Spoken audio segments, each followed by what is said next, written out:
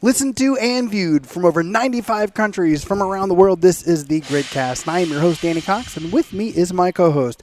He writes code faster than a Mountain Dew-fueled Poindexter. He is more powerful than a 5-inch wide computer cable. He's Super Nerd Conan. Welcome to the show. The official term is super geek. Super geek. Oh, you're right. It is super geek. I'm not a nerd. This dude is one hell of a web designer and programmer and all that stuff. It's from a past life. He is spending all of his nights till like 2 o'clock in the morning working on websites galore right now. Yeah, we've got it's just a bunch of things. You know, we're helping Nicole Capurso and other athletes set up Grid Shape. Yep.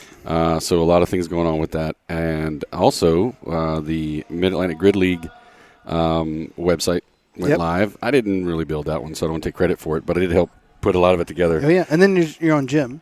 Oh yeah, that one. Yeah, we're redesigning the Gym website. Should be out in January. Yeah, man. So I guess I am kind of a super geek. Well, yeah. Well, you have that in your past, so yeah. it's kind of. They used to in the Army. They called me Warrior Geek. Oh yeah. Because I shoot and fix your computer. Ooh, you're like a utility player of life.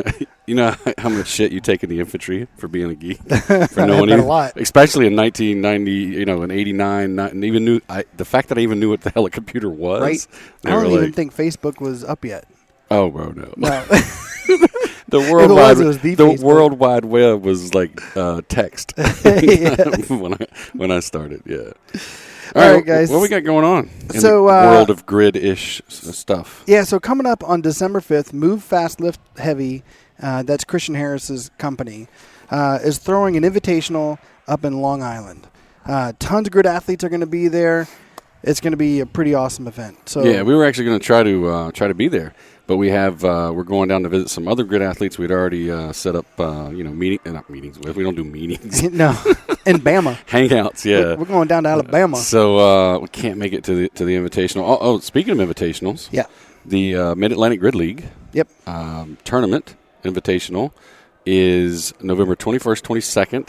Actually, one of the first teams that's been admitted into the tournament is having their combine for the tournament, not for the season, but for the tournament, this Saturday here at our gym. Is this November 21st and 22nd? Can I wear my kilt to it? Man, you can wear anything you want because you are the cruise director in this mofo. I think I'm going to have to wear that kilt because, whenever I get the opportunity to wear it, I do.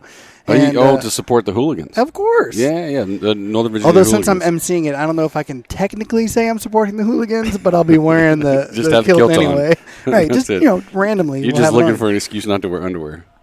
Well, that's true. It's so confining. It's so confining. So much better to free ball. That's right.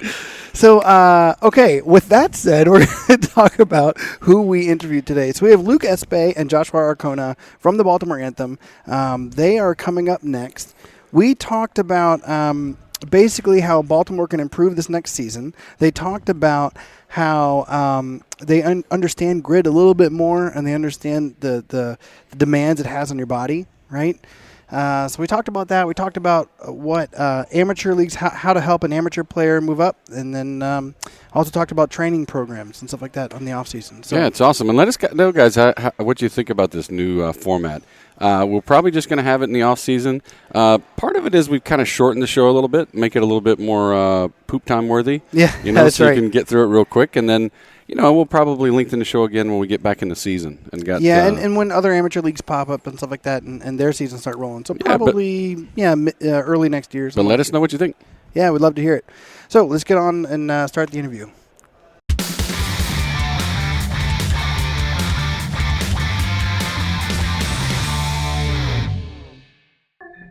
Hey guys, welcome to episode number 43 of the GridCast, and I'm your host, Danny Cox, and joining me today from the Baltimore Anthem, we have Luke Espe and Joshua Arcona. Thanks for joining us on the show, man. Or guys? Yeah, thanks for having us. So what are you guys up to right now? I mean, I know it was kind of a disappointing season with the finish with Baltimore, but I know it's the first year, and I know that there's a lot of lessons learned that can come from that, and I know that it can be really successful moving forward. What are you guys up to right now, and what are you looking forward to doing in the next few months? Good, Josh. So right now, really just training. This is our off season, so we're able to put a little more time into focusing on training instead of travel, getting together with the team and stuff like that. So it's nice to be able to buckle down and really work on some things before the season kicks off again.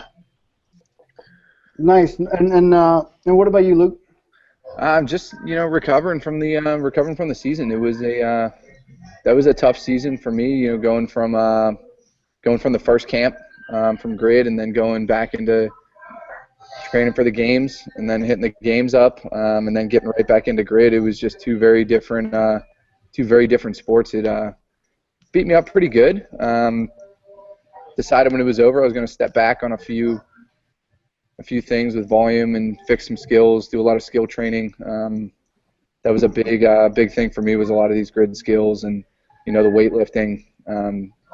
You just go all the time in those races, and sometimes technique goes out the window. So fixing some of the things there, I think is the best use of my time right now, and fixing my body a little bit. I'm excited. It should be a cool off season. So a lot of people don't realize the kind of toll that Grid can take on your body, because some people see it and they're like, oh, those are easier workouts or easier races than what CrossFit does to your body. So I don't understand why people have these injuries or feeling pretty beat up about it.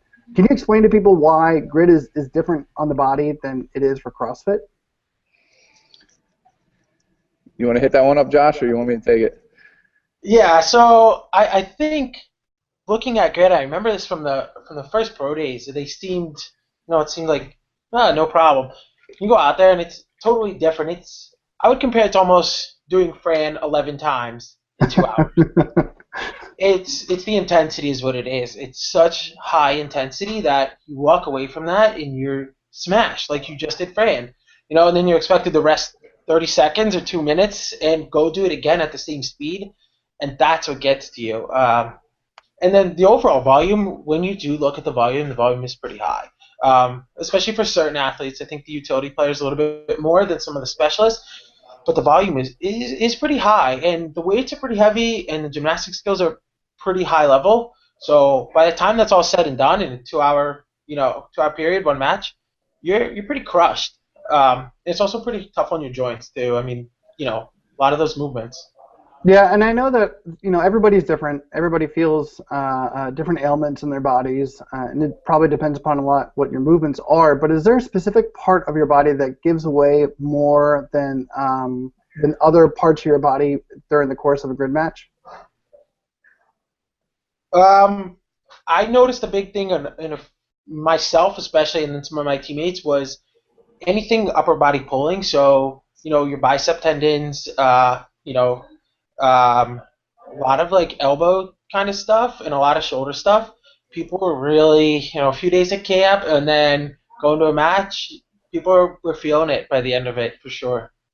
So knowing that your upper body movements and the pulling movements is part of what,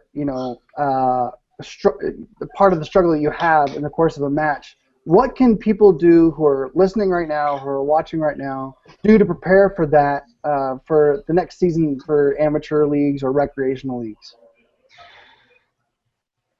Go ahead, I would say, and for me, I know Josh was saying a lot of upper body pulling. Mine was a lot of lower back endurance, which I'm generally pretty good at. So hinging at the hip and just building that endurance. And I know, upper body does take a toll, and Josh is doing a lot of this stuff now. I saw him suffering through a workout the other day with all that overhead stability stuff. And, that's just working a lot of overhead stability. Volume, I think, is huge. By the time you get to that race 11 and you see those guys just getting absolutely smashed on that two-pood kettlebell overhead walking lunge, and it just shows like how much overhead and stability are really in those races, and people just get smoked out by race 11. So I know Josh is doing a lot of overhead stability. I'm trying to throw a lot in myself. But trying to mimic the amount of volume and then going into that whenever you're done. And I think a lot of that goes into, your positioning too. So if people are having these spotty positionings overhead, like you're never going to be able to get that kettlebell overhead walking lunge unless you're in a perfect position, So mean, things that people can do is always fix up and clean those positions up. Fix up your overhead position and then work on it whenever you're tired. I mean, that's the biggest thing for me is when I'm smoked from a session going into a lot of that stuff where I see my lower back endurance going or I see my stability overhead going. I'm done with the session, then I'll go into that accessory work for that stuff. That's been helping me out a bunch. Yeah, a lot of teams actually saved one person to only do that overhead walking lunge with the two brutal kettlebells. Yeah, because of how brutal it is. So yeah, if you didn't prepare for that ahead of time, you'd probably only make it 2 or 3 quadrants in before having to drop it, and someone else would have to pick it up. Yeah, it's a tough movement. So okay, so what are you guys up to in the off season? Are you guys just training for grid right now? Are you doing weightlifting or anything like that? How about you, Luke? I am, like I said, I'm fixing up some movements. I'm taking a big chunk of my time trying to build that top end speed and that go speed for grid. I think that was one of the biggest issues with me is I was so used to the CrossFit background where everything was sort of, me and Josh were talking about this the other day, everything is kind of 80%. You never hit that last gear, which is what you need in a grid match. It's just sprint, rest, sprint, rest, sprint, rest, sprint, rest. It's not this slow grind through the workout type CrossFit thing. So me, I'm trying to get that back a little bit. And coming from a college football background, I had it, got into CrossFit, and I've almost learned how to pace too well, if you will. So trying to get that burst speed back is really what I'm working on. What about you, Josh? A little similar to Luke, trying to shore up some positions, especially some overhead stuff. Making sure to stay on top of weightlifting, including that. And then the big thing is starting to build a base. You want that aerobic base. You want to be able to come back to the bench and recover quickly. And then that also allows in your training, if you have that base, to build to higher skills, higher intensity pieces. And I think a mistake people make is they just jump right into those high intensity pieces, and then they aren't able to get the most out of them. So you have to kind of build, work your aerobic base, and then slowly funnel it down to a point which is essentially grid speed and basically interval repeats, if you will, with mixed modal stuff. So that's where I'm at now. Got a few more months of that, and then start to really hammer grid stuff late winter, early spring. Late winter and early spring is when you're starting to do that. Okay, that sounds good. Yeah. Conan and I talked about, and I don't know if you guys had noticed it on the show or anything, we gave you guys kind of a hard time in Baltimore, and I apologize. And, we really do love you guys because, you're like a home team to us, and we have Tracy Clothes that's in our gym, right? So we really do like Baltimore a lot. But we noticed that, like, let's say San Jose. Let's just take the San Jose matches for the first ones. You guys came out there with a fire that I hadn't seen in any other team. Those first 4 or 5 races, you crushed in those first 4 or 5 races. But then saw the guys, saw everyone just kind of, I don't know, it was the intensity for that duration of time or whatever, just get a little bit slower. Is that the type of thing that you think that, Baltimore will improve next year? And if so, how are you trying to do it? So, I mean, I think that goes into what Josh was saying about building that aerobic base. I mean, we had this huge star-studded team, and nobody understood grid speed, or they did understand it, but after 2 races, everybody was torched. I think that was one of our biggest issues was conditioning and having people be able to recover race to race. We had some of the best people in the grid that could go for 1 race at a time, but they just couldn't get back and do another race. So I mean, that conditioning piece was huge, and I think that even in the first match, we knew that, and it's just not enough time to fix it. So I think that off season comes into play in terms of, how do we fix that? Do we get some conditioning in? Can we have people that can last an entire match, at least half a match before they get subbed out? That was one of the biggest takeaways I took from the season is do we have the personnel or the conditioning within our personnel to be able to last an entire match? Because it's 11 races. You can't blast out the first 4 or 5 and then just have everybody die. So I think that's a big take home for us as a team. Yeah, one thing that Kyle and I talked about really recently, I think it's episode 40, so just a few episodes ago, we talked about how next season that we really think now that Baltimore's, and you guys have had the first season underneath your belt, right, that you guys could be an extremely powerful team next year as long as everyone is training for grid speed, which is what it sounds like that you're planning on doing. Which to me is extremely exciting. The only reason why we're giving you guys a hard time at the very beginning is because it's your first year, and just like anybody else out in the amateur leagues or recreational leagues or just starting professionals or just starting into the league themselves as individuals, it is a huge difference between a regular CrossFit workout, like you said, 80%, and going into grid speed. So that's the only reason why we said what we said on there, because we think the talent on your team is sick.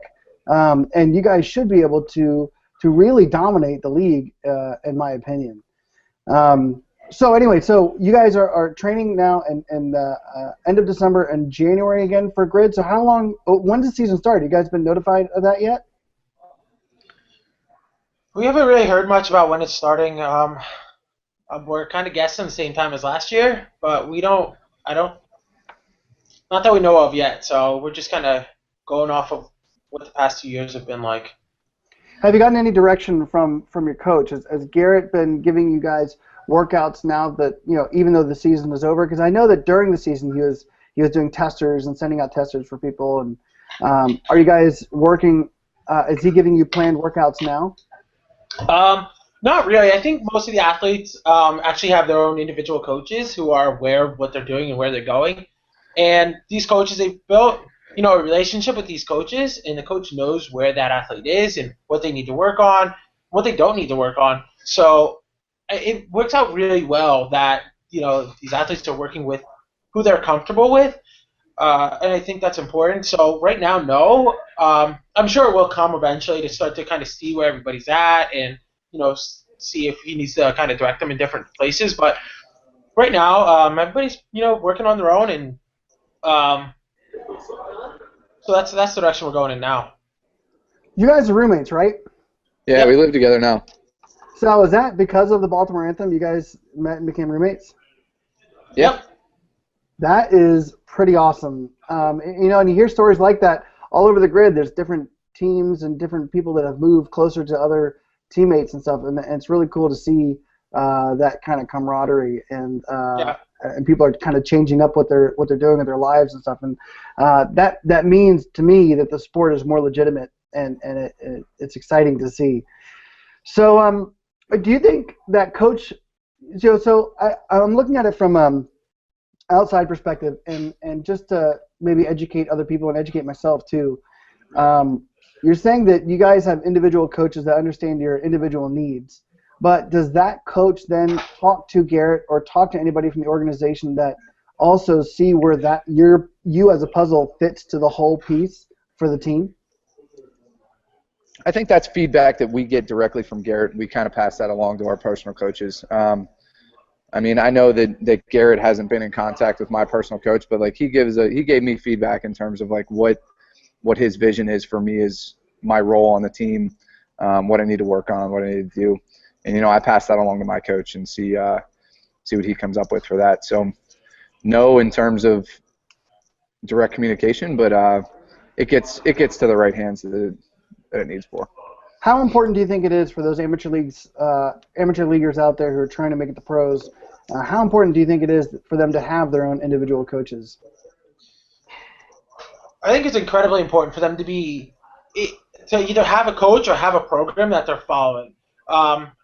There are people in the community, whether it's CrossFit or Grid, that really know what they're doing. And it's really easy to get sidetracked, with a weightlifting meet or, a local comp or something. But if that's not your ultimate goal, you need to keep that in mind. And I think a coach will help you to keep that in mind. And also, they're going to put you on the right path. Like I just talked about, developing that aerobic base and then slowly transitioning into some more grid-specific stuff. Because if you don't have that background, like we just talked about with what happened with our team, if you don't have that background, you're not building that throughout the year, you're gonna struggle a little bit, when it comes down to game time. Luke just talked about how he had an athletic background in football, and he used to have that explosive speed. What was your background, Josh? I played college soccer, so I actually came into CrossFit a few years ago with an awesome aerobic background. Everything was at 80%, and I worked with a coach, and we realized that I need to work on my strength and my explosiveness, stuff like that. And I ended up going really far down that side of the spectrum. So I ended up being like 100 miles an hour all the time. So now I'm trying to pull back a little bit and kind of learn how to balance all of this. So it's been a kind of interesting journey, but it's been fun. Oh, that's great. We've noticed that a lot of people around the league do have either track and field background, gymnastics background, football background, or soccer background. There's actually quite a few soccer players out there as well. It's kind of interesting because soccer, you do run at 80%, but then you also need to have that. You need to tap into that explosiveness at times in soccer. So you do still have that explosive speed, and also just ball handling skills is also going to be some explosiveness, within there. And we also see it in football too.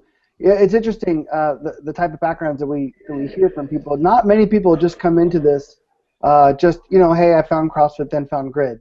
That usually they have a much more athletic background, at least that we've found so far. So, okay, I want to say thank you very much for joining us on the show. Do you guys have anything else coming up that people could look out for and see you guys and meet you guys, and what your Twitter handles are and Instagram so people can find you? Yeah, we got my Instagram. Somebody vacuuming over there, Josh. Yeah, maybe. Got really loud again. My Instagram handle is Luke_ESPE. Me and Josh are actually working with a couple people now, developing a grid-specific type program design. Like we said, getting people used to the sport. It's something that's not that people haven't experienced yet. So getting them into that realm and getting them to understand the sport and understand racing and understanding grid speed. So that's something we're working on. If I had anything to give to an amateur, it would be to race and do your homework and know the sport. You see a lot of people come in that are fantastic athletes, and they don't know the sport yet. So they don't know where to go. They don't know the transitions. They don't know the speed. And there's a lot of cool skills in there that people develop on the grid. Like we have never seen a butterfly muscle up before grid, right? We've never seen clean and jerks or ground to overhead snatches where somebody's not bringing the bar into their hip, where they're just going straight to the ground. So like understanding those things and just being a student of the sport, I guess, is probably the biggest thing. And that'll only become more important as the sport grows. So, you said it's kind of funny how people are doing these hang snatches and hang cleans and stuff, and it's not coming all the way to their hips. I heard that people are putting pads and stuff in their shorts to kind of protect themselves a little bit because it's leaving some pretty good bruises. Oh, I was bruised bad for probably 2 weeks. Our first camp out there, I smashed my quad pretty good, and it was miserable for like 2 weeks. So, it's I see a lot of people rolling up their knee sleeves and throwing them in their compression shorts, putting some pads in there, doing what they have to do. So. Yeah. So, Josh, what do you got going on? How can people find you on Instagram or Twitter? And then, handle is Arcona 2708 for Facebook and Instagram. And then to kind of repeat, Luke, just keep your eye out for the Grid Academy. We're gonna start putting out some grid-specific programming. We're gonna bring in some different people to help us out with a little more expertise in certain areas, like weightlifting, gymnastics, whatever it may be. And after that, just look for us next season. All right, guys. Well, I appreciate you joining us on the show. And good luck with everything in the off season and preparing for next year. I'm really excited to see the Baltimore Anthem when it comes out next year because I really think you guys could be a big powerhouse. So that said, clean up your jerks and snatches, drink your beer in batches, and always dominate your good matches. Thanks, guys. Thanks, Danny. Thank you. All right, see you later. See ya. See ya. We love to lift, laugh, and improve. This is Björk Odinsdatter.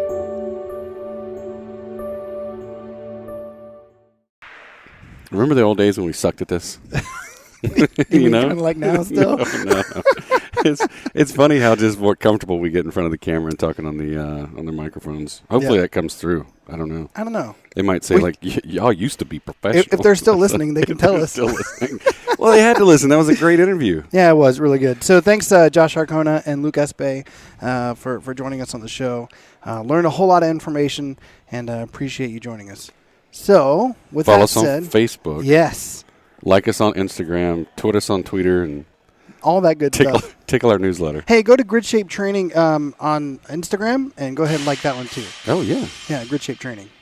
For all the news and info coming up soon for all the kind of performance programming and nutritional programming. So, until next time, guys, clean up your jerks and snatches, drink your beer in batches, and always dominate your grid matches. See ya.